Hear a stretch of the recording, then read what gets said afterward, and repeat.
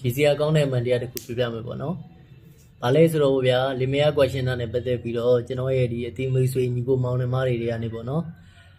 သူတို့အဲ့လိုမျိုးပေါ့ဗျာကိုမိန်းမနဲ့အဆင်မပြေလို့ကိုယ့်ရဲ့ဒီခင်မုန်းပေါ့နော်ကိုယ့်ရဲ့မျိုးသားနဲ့အဆင်မပြေလို့ question ကျင်တာဆိုပြီးတော့မှစားပေါ့နော်ကျွန်တော်စပြီးရှင်းနေဖြစ်ကြတာတော့အဲ့လိုမျိုးတွေလာတိုင်းမင်းနဲ့တိုင်းမင်းလို့ရှိရင်ကျွန်တော်ကတော့ကိုကလည်းမိန်းမနဲ့ကလေးနဲ့ဆိုတော့ဗျာမိသားစုဆိုတဲ့ခေါင်းစဉ်အောင်မှာကိုချင်းစားပြီးတော့ပေါ့နော်မလုပ်ပါနဲ့မိမကလေးတွေရှိတယ်ကလေးမျက်နှာထောက်အောင်ညီမလေးမလုံးနဲ့ကလေးတွေရှိတယ်နော်ဒါကိုယောက်ျားမျက်နှာမထောက်ရင်တော့မှဒီကလေးတွေရဲ့မျက်နှာထောက်ပြီးတော့အဲ့လိုမျိုးတွေမလုပ်ကောင်းဘူးနော်အဲ့လိုမျိုးတွေတားတာ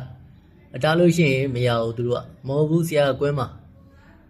ဒါသူကလုံးဝမပြင်ဘူးဒီလိုမျိုးဘလို့ဘာညာစသဖြင့်ပေါ့နော်အဲ့လိုမျိုးတွေဖြစ်ကြတယ်ကဲအဲ့ဆိုရင်တကယ်ကွဲမယ်ဆိုပြီးတော့လေချင်းလိုက်ရောအချက်လက်တွေလည်းပိုးတယ်မပိုးနေနေပါလေပိုးတယ်မနေ့ပြန်လို့တရားရုံးသွားပြီးကွာရှင်းမယ်လို့လုပ်တဲ့အချိန်ကျတော့ပေါ်မလာတော့ဘူးပြေလေသွားကြပြီဆိုပြီးတော့မှအဖြေကြတယ်အဲ့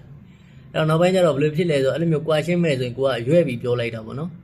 တကယ်တမ်းကကိုကလည်းမိသားစုနဲ့ဆိုတော့သူတို့ကွာရှင်းစေချင်တာမဟုတ်ဘူးဒါပေမဲ့လူတွေထုံးတယ်မလုံးနဲ့ဆိုရင်လှုပ်ချင်တယ်လှုပ်ဆိုရင်မလှုပ်ချင်ဘူးအဲ့တော့ကိုကလည်းဒီလိုမျိုးပေါ့နော်အကင်းပါသွားပြီပေါ့ဗျာအဲ့တော့အဲ့လိုမျိုးတွေကွာရှင်းခြင်းနဲ့နော်နှစ်ဦးသဘောတူကွာရှင်းခြင်းနဲ့ဆိုပြီးကိုယ်တိုင်ပင်လာတာနဲ့ကိုကရတယ်ညီမလေးလုံးမလားရတယ်ညီလေးလုံးမလားချက်လက်တွေပို့လိုက်နော်မနေ့ပြန်ခရိုင်ရုံးလာဒါမှမဟုတ်နော်အဲ့လိုမျိုးပေါ့ချင်းလိုက်တယ်ပေါ့ဗျာတနေရာချင်းမယ်ပြီးရုံးကိုသွားမယ်အဲ့လိုမျိုးတွေပြောပြီးတော့မှချင်းလိုက်တယ်ချင်းလိုက်လို့ရှိရင်သိကြတယ်ပေါ်မလာတော့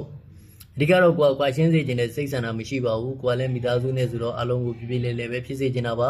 ဒါကြောင့်မလို့ကျွန်တော်ပြောချင်တာရည်စရာကောင်းတဲ့မန်တရားတစ်ခုဆိုတာကိုပြပြချင်တာပါအဲ့တော့လူတွေက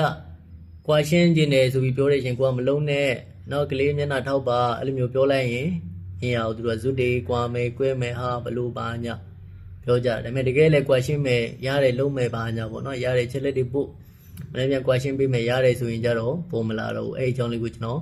ရည်စရာကောင်းတဲ့အမှန်တရားတစ်ခုအနေဖြင့် sharing လုပ်ပေးတာဖြစ်ပါတယ် okay အားလုံးကိုကျေးဇူးတင်ပါတယ် bye bye